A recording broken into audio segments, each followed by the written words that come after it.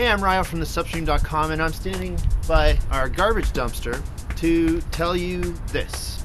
All kids' movies can basically be lumped into one of two groups. Group A, which are the kids' movies that treat kids like they're stupid, and then there's Group B, where there's movies that don't do that. How do you tell the difference between the two? Well, the movies from Group B tend to kind of stick with you throughout the rest of your life. They've got memorable characters, great dialogue, somewhat believable action, even in movies that have a lot of fantasy elements.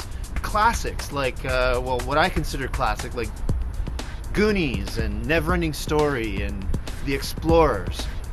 When I was a kid, I would eat these movies up like crazy. The more fantasy, the more adventure, the better.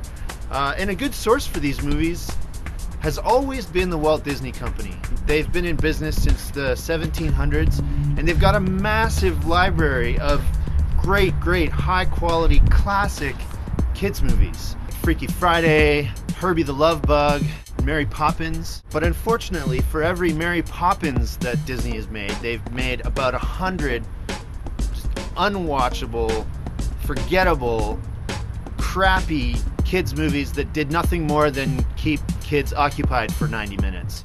And I'm really sorry to say, but Race to Witch Mountain falls into that category.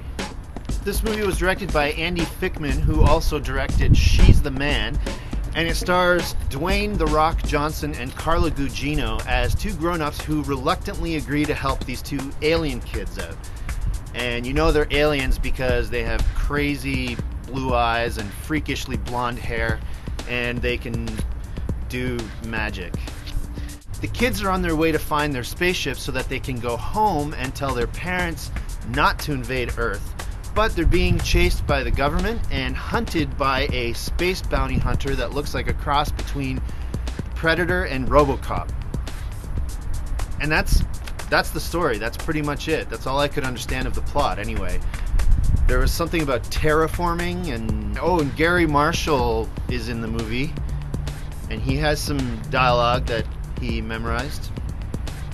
I mean, come on, if I found it confusing, then how the hell is a 7-year-old kid supposed to understand what's going on?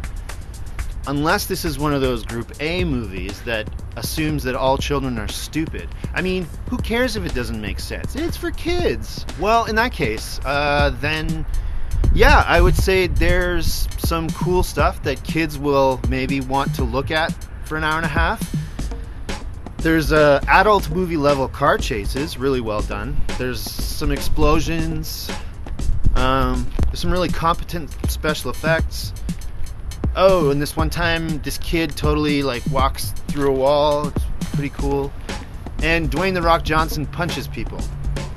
So, I guess, yeah, it'll keep your kids occupied for an hour and a half.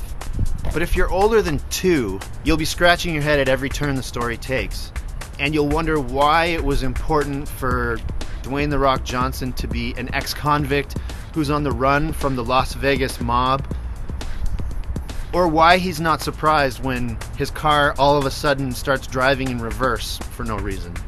If you think your kids are sharp enough to pick up on stuff like that, then I'd skip this movie. But if you just want your kids to shut the hell up for an hour and a half and not see something that leaves a lasting impression, then by all means, take them to go see Race to Witch Mountain. Or better yet, just wait for the DVD, or even better yet, wait for it to come out on television. Don't waste your money going to see it in the theaters. And if this was a watch this instead video, I'd tell you to go see Goonies, Never-Ending Story, The Explorers. But you do what you like.